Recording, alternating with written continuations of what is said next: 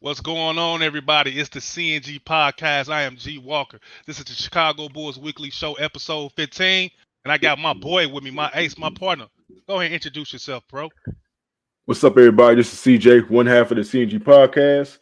We are on episode 15. A lot happened this week, so I guess we're going to get into all that. Yeah, we played those Portland Trail Blazers. We played the San Antonio Spurs. We played the Memphis Grizzlies. And we played the Brooklyn Nets. And the fans had a lot to say about that, man. So we're going to get into that, how the fans were talking about that, what they were saying, going on, saying certain things about the games, about everything else. Then we're going to get into that trade deadline situation. That didn't happen. Chicago Bulls, they did not intend to trade any of the core players ahead of Thursday's game. And who was the main person that's responsible for that? This guy right here. You got a lot of explaining to do. You got a lot of explaining to do, man. Talking about we love our core. I can't believe you talking about you love our core. CJ, he didn't make a move. He didn't do anything. He didn't say nothing, man. And before we... Yo, what's up, everybody? This is G Walker, one half of the CNG Podcast. And I'm CJ, the other half of the CNG Podcast.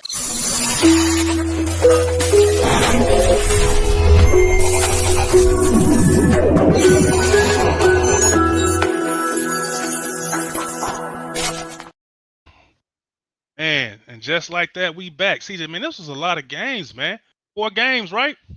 Yeah, 4 games, and it was just a lot of stuff that happened this week, man. A lot of stuff we got to cover and get into, man. So we're not going to hold y'all up. We're going to go ahead and get right into it.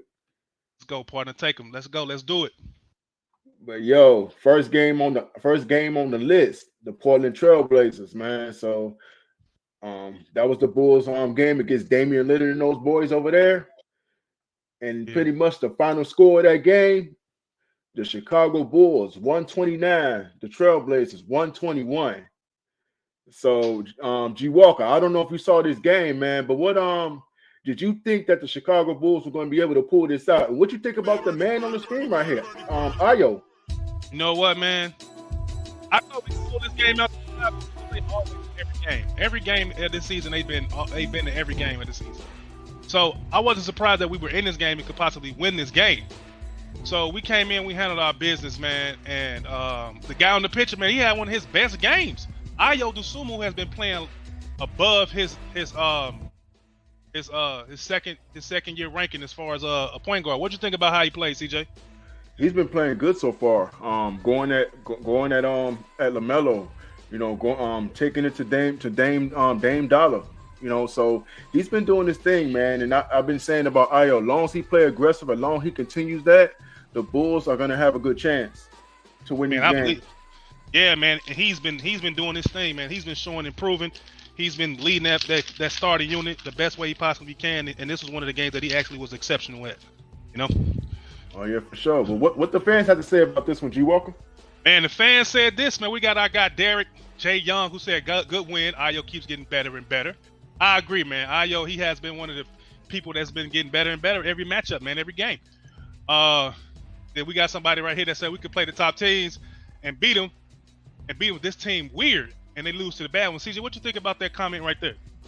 That is extremely true. The Bulls have been very inconsistent. It is them as a team. We can talk about individual play, but we all know this is a team game. 5 guys on that basketball court have to get connected, have to play together. And it seems like the Bulls have been very up and down this season, as we keep saying over and over again. And for real, and we still got more comments coming in from that game.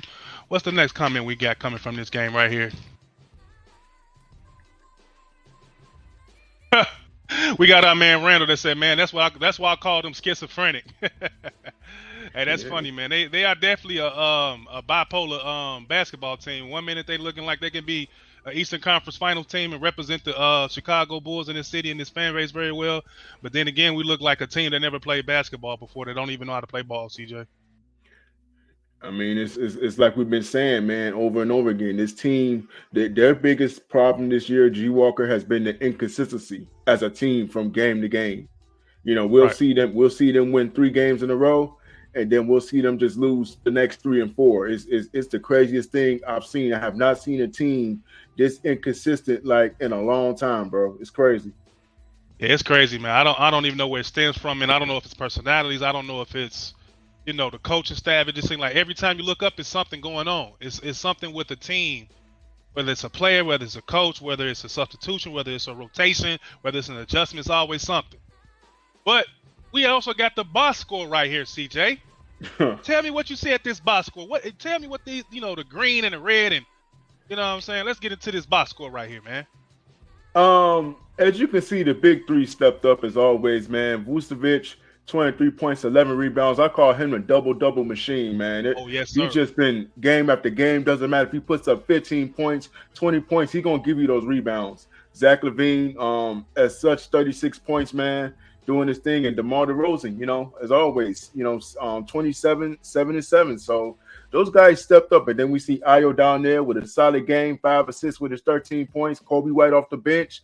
But, man, oh, man, that red with Patrick Williams and G. Walker, I know this is your guy, man, but I've said it over and over again. Patrick Williams has to do more on that court besides trying to score and get rebounds. You got to go out there and get steals. You got to go out there. You got to get assists. You could do a lot more on that basketball court than what you're showing right now. So hopefully he'll start to put all his game together instead of putting the little parts that make him good. Start putting other parts of your game that's going to make you even a better player and get you more minutes on the floor, because you saw he played 31 minutes and everyone else played over 35 or more. Yeah, man. It seems like Patrick Williams, he has his games where he'll give you 15 and 5. He'll give you 13 and 8 or something like that. Hell, even a double-double.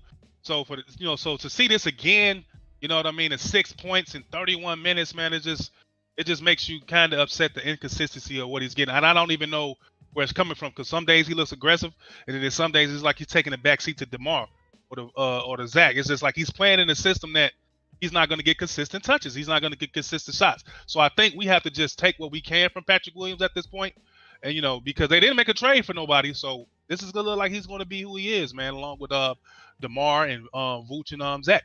But everybody else on this had a good game, man. Yeah, we'll get into that a little bit later, what we feel about that one. But other than that, let's move on to the next game, man. The next game that the Bulls had on their schedule, they had after that on their schedule was the Spurs, man. Yeah. And so with this Spurs team, we know that they made a couple moves. They look a little different this year, you know, with the moves they made last season. So, you know, we expected the Bulls to pretty much come out, you know, to see what they were gonna do in this game. But G. Walker, don't we got some footage of a player who I thought stepped up in this game, and who I thought played well? So actually, we're gonna get into that right here, man. Look, and this is this man right here, yep. Big Drummond, man, destroyed the Spurs this game right here. And we do got some footage of that guy going crazy. So CJ, man, I'm gonna pull that footage up. We're gonna get right into it, and we're gonna discuss what this man did against the Spurs. Are you ready, big dog? All right, let's pull it up. You know, yeah. But hey, look at that right there, man. The man in the middle, man. The same game, Vooch in 24 minutes had 22 points, had 12 rebounds, 1 steal, 1 block. Drummond, 21 minutes, 21 points. He was 9 for 9. CJ, talk about that 9 for 9, man, from a big guy like that, man. Man, yeah, get to the rim and finish, man. It's all about doing your part. It's all about doing your part. And one thing about Drummond, no, he's not going to get in the paint and do hook shots. He's pretty much a pick player and roll to the basket type player. So if you got a point guard that can throw him those lobs, so you can just give him a nice pass, he's going to finish majority of the time. 15 rebounds. 3 steals. We just talked about the 3 steals. This guy can steal the basketball, which is crazy. A guy his size, he's 6'10", 280 pounds, man. And the fact that he's doing that is crazy. That's crazy, bro. It's crazy, man. Shout out to Vooch and Drummond this game right here, man. I love to see it, man. But we're going to get into the next game. Who the next game, CJ? Who do we play, man? Man, we got the Memphis Grizzlies. We got Ja. We got, Jaren Jackson Jr., man, they supposed to be the new bad boys of the NBA, G. Walker. They stirring up some controversy, man. Hey, they need to worry about playing basketball instead of being tough guys, because I think before even coming to this game, they had lost like that last 8 out of 9 or something like that, right? Yeah, man. It was they was right on top. They was right on top of the West doing their thing, man. They was number 1 up there, and all of a sudden they lost those games, and the Denver Nuggets shot right up past them and been in first place for a minute now. Yeah, man. So we're going to get straight into that. This ended up being the score of the game, 89-104. I watched this game, and the Bulls they were actually leading this game up by 6 towards like the end of the third, at the beginning of the fourth. But guess what? Zach was kind of going crazy. He ended up turning it on. This game right here, Vooch was started in the first quarter pretty good. Zach LaVine was kind of sluggish at the beginning of the first half, but he started getting it on in second and the third quarter. But I think we got to the fourth quarter. He was up by like maybe 6 points, and Billy Donovan benches Zach LaVine, and that's when Memphis went on a run. Remember that, CJ? Because we was on the Shot Bulls podcast, right? Correct. And shout out to those guys. But also, G Walker, not only just that, it was a lot of turnovers in this game. You know, it was a lot of sloppy play, and the Bulls should have actually won this game. I thought the Bulls had a chance to really win this game. But the turnovers, the substitution patterns by Billy Donovan, all that was just it was just so weird, man. Just from that point in the game on, it was just weird how everything was going. But once you get turnovers and you just get so out of sync with guys going to the bench who are on hot streaks, it just messes up the whole game. Yeah, man, and we were not the only people that was having reactions and comments about that as we went through it. We also had the fans from the CNG podcast, man. And we got our guy right here, Charles Robinson, a.k.a. Corey. No guts, no glory. No guts, no glory. P. Williams was intimidated from the start. Zach played the typical Zach game when the competition is more better, and it showed who was the heart of the team with DeMar taking the night off. Please take a page out of Danny Ainge's book and dismantle this mediocrity, because this is far worse than what Utah put up with D. Mitchell and Rudy. At least they stayed around the 4th or 5th seed in the West. We can't even crack the top 8. The Bulls are done. Great comment by Charles Robinson, a.k.a. Corey. You said a lot right there, and we're going to dive into it. We're going to dive into the first part. CJ, let's dive into that part where he talks about Zach played a typical game. We're not going to stay too far with this, but we're just going to break it down real quick and move on. But great comment. Right, and what I want to get into before we move on, I want to talk about that first part. He said that Patrick Williams was intimidated by Jaren Jackson Jr. If you're Billy Donovan, you don't put a 6'11" guy on a 6'7" small forward and say, okay, let me see how many points you can give me. Jackson Jr. has been known to get 2-3 block shots a game. He has over a 7'4" wingspan. You're asking your young player to guard this guy. It was going to be a tough matchup. You don't put one of your players to have a difficult matchup out there. This is why I say the Bulls need a power forward. This is exactly what I've been talking about. Yeah, it's true. And then we're going to get into the part where he talked about taking the page out of Danny Ainge's book, get ready to be created. He built to Utah and built that thing up. Get to the last part. Yeah, and Utah stayed around the 4th or 5th seed. We can't crack the top 8. Hey, man, this is great. You're right. We can't. There's a bunch of mediocrity around here, and I think it started with the players. They fumbled the season at the beginning of the game. As much as we want to give Billy Donovan flack, he's not the one out there shooting threes and twos and rebounding and playing defense. So let's get to the next comment. What we got right here, CJ? What my man say about the Bulls, man? For YouTube purposes, I cannot say that last part, but he's pretty much saying the Bulls are dog bleep bleep bleep. And bleep bleep bleep. Right. Which that is his opinion. I agree with him. They're not playing at their best. And they're not playing at their best. So go ahead to that next comment. I love it. It was funny, man, but the Bulls are playing like he described. Oh man, we got another comment here. And I believe, is this the same? Oh no, this is a different comment right here. Yeah, man, he was kind of being a purist right here, man. He was talking about that. So let's get into his comment. He said, I agree, but either he's talking about Patrick Williams. Well, what you were just saying, CJ. He said, I agree, but either he's a 4 or 3 because they are a new generation of 4s, bigger and stronger, and P. Will is not that. He's been playing better as of late, but to be a top 5 pick, we need more from him. If he wants to be in the class of JJJ or any other second-tier 4s, I'll definitely hold him to him. He just needs to be pushed harder. The Bulls just need to tear it down. They can really get a lot in return and continue to let the youngsters grow, hopefully get lucky, and get the first pick in the draft for the kid out of France. Yeah, right, if I'm not mistaken. That would be my plan for this team because they're not even getting out of the play-in if they crack the top 10, and that's a big if. Well, let me respond to that real quick, and I'm not going to be too long with it. First, with Patrick Williams, it's kind of unfair to say to compare him to Jackson Jr. Excuse me, because he is a traditional 4. That's his position. You got Patrick Williams, who's really a 3 playing into a 4. That's the first mistake. Now, as far as him being a top 4, top 5 pick, yeah, right now we're not really seeing much. And I knew the moment that the Bulls got DeMar DeRozan, his development was going to be hampered. Why? Because he's playing out of position. 1, 2 is that he's not going to get majority of the touches out there because you got 3 dominant guys that have the ball majority of the time. Top 10, the Bulls are not going to get a top 10 pick this year. I mean, unfortunately, they're not going to get that. They may get late lottery pick or 15 or 16, but they're not going to get a top 10, so we can forget about that. All right, man, let's get into the next comment. I think this is the last one of the game. Somebody said Zach is an effing bum. Zach had 4 turnovers in this game towards the end of the fourth quarter. Zach tends to turn into fourth quarter Zach, where Zach doesn't know how to make a good shot. Zach can't get off a shot. Zach turns the ball over, and Zach can't pass the ball. Can't say this word on here on YouTube, but what do you think about this statement right here, CJ? Let's move on to the next thing. I'm gonna play devil's advocate here a little bit because Memphis is somewhat a very good interior defensive team. When you have guys out there that are willing to defend, because Bane was really getting into Zach and really making it tough for him to make his move. I mean, that's not an excuse, but the fact that the Bulls didn't get the ball to the inside to Vooch a little bit more, they didn't kick the ball out to the 3-point shooters, it showed a lot. And when you got Zach dribbling the ball too damn much, that's what's gonna happen. I agree, man. But let's get into the next game. Let's keep this thing moving. That's 3 out of 4 right here. Let's get into this game. The next game, who them boys, CJ? It's the Brooklyn Nets, man. The Brooklyn Nets, man. With who? No Kyrie. And no KD. Yeah. Man, let's just get into the final score. That makes me depressing right there. Go ahead, CJ. Pull it up, man. Man, final score 116-105. Oh man, G Walker, you go ahead, man. I'll go last. You know what, man? This was another winnable game, man. Zach again ended up not playing to the standard of this $215 million contract. Also, DeMar DeRozan was not on his game tonight. Also, what happened in this game? Vucevic didn't get to one shot in the fourth quarter. Not one.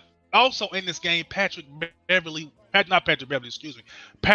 was benched the whole fourth quarter. The guy who's your best 3-point shooter and probably one of your best defenders at the 6'7" small forward position was not on the court, Billy Donovan. So this all that added to the loss. And this happened to be on the trade deadline day when none of the Brooklyn Nets stars were there. No Kyrie, no KD. And this was the trade deadline day where the Bulls did absolutely nothing, and the fans was mad about that. So, CJ, let's just bring up these fan comments, man, about them not trading, man. Oh, man. And they had the audacity not to do nothing at the trade deadline. Shout out to our boy Derek J. Young. They didn't do anything, man. They were saying they're going to be aggressive at the trade deadline, and they didn't do any of that. We didn't see nothing, man. Everybody's still here. And then we got our boy Honcho, who said they didn't even make any trades, but they sorry, you know what, ASSs. So, what are we doing here with this team? And Arturis, we love our court. This is what I said back to our boy Derek J. Young. We love our court. Man, get your ass up, man. What the hell are you sleeping for? Get your ass up, man. Wake up and do something, bro. You sleeping on the couch in that goddamn suite at the United Center, and your team, you talking about we love our court. Sick of this, man. It's been the second year in a row where you didn't do anything to improve this team at the trade deadline, man. Talk about your boy AK before we get off of this and get to the next comment, man. Man, AK, I'm gonna tell you something, bro. You said a lot of BS in your interview, man. But a couple of things stick out to me. The fact that you sat up there and said, okay, well, we see a lot of the players going to the Western Conference. We know who the top 2 teams are, so we still feel like we have a chance to get into the playoffs because of KD and Kyrie going to the Western Conference. But what the hell does that have to do with winning basketball games? What does that have to do with the team? Good job. Right. So I don't understand that, man. G Walker, go ahead and cook this food, man. You know what, AK? You full of shit, man. Because you know what y'all did at the beginning of the season that nobody knew? You signed Billy Donovan to a goddamn contract extension that nobody knew. You signed him at a Giordano's downtown somewhere. You signed him somewhere at a Harold's or something. You signed that contract with him somewhere. So you're not to be trusted, man. That was your first mistake. Signing Billy Donovan back in a sneaky way that the fans and nobody knew about it. So for him to be doing stuff like this, it's just going to who his character is. We're going to get into this next comment because people were upset about this game, man, in the trade deadline. We got our boy Randall. this will be the new theme going forward. We love our core. I'm not watching any more games. I'll set it for notifications. Hey, I can't even be mad at you, Randall, man. But CJ, what you think about this, man? We not watching any more games. We gonna do what Randall did, and man, and just for notifications, man. What you think about this comment? It's funny as hell. Unfortunately for us, we have a podcast show, so we're gonna have to do it like we've been doing it. So yeah, we're gonna have to watch some of these games. But you can see the frustration on a lot of the Bulls fans right now. It's just the fact that we're 55 games in and we're 26-29, bro. We're 26-29. That's crazy. And we got our boy right here, Corey right here. So it's all about the money. That is the only logical thing that I can think of. Think about it. And you know what? Money plays a part in everything in society, and it plays a part even in the NBA. So what you think about this comment, CJ, real quick before we get to the next one? Because we had a lot of people upset about this game in the trade deadline. I partially agree with that. It does have a lot to do with the money, and we'll find. And I will tell you guys why in a little bit later. But go to the next comment. All right, cool. He said the crazy thing about tonight's game in Brooklyn is they didn't even have the players from the Durant trade tonight, and the Bulls still lost. So why did we hold on to this so-called Big Three again? And I said, hey, man, Ryan just said he spent all the money he's going to spend. That's what it sounded like to me, you know, CJ? Yeah, and not only that, I'm gonna get into that just a little bit. Not only that is that the fact that the Bulls did not have enough, they say, to make any type of trade that they wanted to make. Man, that's crazy. So that's BS, man. Let's go to the next comment, man. And the last comment, he said they needed to play through DeMar, play through DeMar, not Zach. But they were kind of playing to DeRozan, DeMar, not Zach. That's L Pitts. I'm gonna disagree with you. They need to play through Vooch. I've been saying it all season long. Get that man touches. He gets the easy baskets. He's closer to the basket. Give that man 20 to 25 touches a game. Simple. Zach LaVine is a spot-up shooter. He can knock down shots. DeMar DeRozan is a guy that plays in the mid-range game. Give Vooch the ball. Play through Vooch. I agree with you, big dog. I think we need to play through Vooch more because that last game that we just lost, bro, he didn't get the ball to the fourth quarter for one time. Didn't get the damn ball at all, man. Zach playing hero ball. DeMar not having it going on. Well, we're going to get into some more talk pieces right here, man. This is something that I was wondering how this Big Three, developed in the summertime or however. CJ, can you please read this for the people, man, so they can know what's going on with this Big Three domino effect of how these guys got here? Well, I'm going to read the first thing at the top. It said, look, look, this thing was built specifically. Get Vooch and Zach will bring them attention. It did. DeMar was not coming here unless it wasn't Vooch and Zach. Partially, I agree with that. And the reason why I say partially I agree with that is both of those guys had a lot to do with the fact that Vooch was the one that got here first. The whole thing was that it was supposed to be Vooch, Zach, and Patrick Williams. Right. DeMar DeRozan was supposed to go to the Lakers. The Lakers said, okay, we don't want to do that. We want to get Westbrook. We're going to pass up on DeMar DeRozan. So that's what happened with that one. Okay, then it says, okay, then Lonzo. Lonzo was not going to come here unless it was Vooch, DeMar, and Zach. So the dominoes all fell perfectly for them. Let's just focus on that word perfectly. They're not playing perfectly basketball. There's nothing perfect about how this Bulls Big Three domino effect has happened. Even the Big Four. Lonzo's hurt. Don't even know if this guy gonna be able to come back to play basketball ever again. DeMar seems like he's losing a step every game. He's not playing a great basketball as of late. Zach LaVine, IQ, very low. Passing decisions, shot selection, everything he does in the fourth quarter, it tends to be this is who he is as a player. Vucevic, the only consistent Bull that we've had, he's averaging a double-double. I think he had 18 this whole month or something crazy like that. So when it says everything fell perfectly for them, that's a very big word and broad word to use, man. So we just gonna get into the next thing right here. And we already talked about this, so we're not going to get into this. We already talked about the trade deadline and everything like that. But we're going to get into this one right here, man. So, CJ, it's our boy Kobe, man. What do you think about this quote right here? It said, despite a significantly reduced role, minutes cut, limited scoring opportunities, and injury, White has managed to morph into the most complete player he's ever been. Do you agree with this, CJ?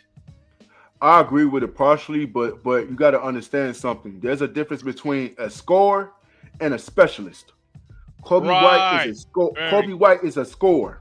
He's not a specialist. So when you asking him to go out and shoot threes and shoot 6-7 threes a game, that's not his game. Now he can shoot threes when he's on a hot streak. He's a streaky shooter. But to ask Kobe White to come in and just be a 3-point specialist, that's not his MO. We just saw Joe Harris with 6 of 6 in a quarter from the 3-point line. He is a 3-point specialist. Why the Bulls didn't try to get him, I don't know. It's a good point, man. CJ, you nailed it right there. I totally agree with everything you said. Kobe White is a scorer. But to answer this question, man, and to delve into this a little bit, I think he has become better because you limited his role as a point guard. When Kobe White first got here at Chicago Bull, there was grumblings that he needed to be a point guard. And he was never a point guard. He's always been a scorer.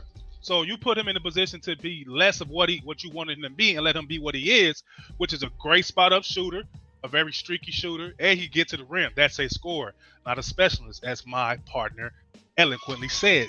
Kobe White is a scorer, and that's what we're seeing right now. And he's not playing point guard, and his defense has even gotten better this year too.